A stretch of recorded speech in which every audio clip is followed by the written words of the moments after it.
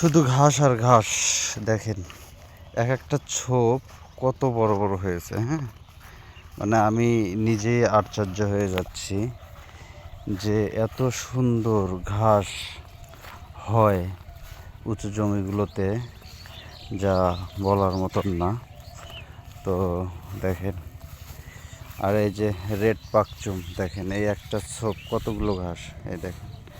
হ্যাঁ, আমি আরও দেখাই, সামনে আরও আছে।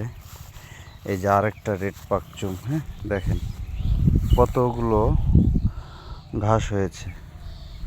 এই যেখানে আরেকটা, তো দেখেন এটা ছোপগুলো বড় হলে আপনি নিয়ে যেতে পারবেন না এক একটা ছোপ।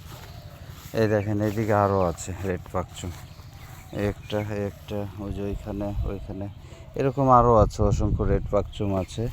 তো আমি আর কি কাটিংয়ের জন্য এগুলো মাঝে মধ্যে লাগিয়েছি। তো আমার আরেকটা জমিতে আছে রেড পাকচুম, খুবই ভালো ফলন হয়। তো সবাইকে অসংখ্য অসংখ্য ধন্যবাদ। ভালো থাকবেন সবাই। আসসালামু আলাইকুম।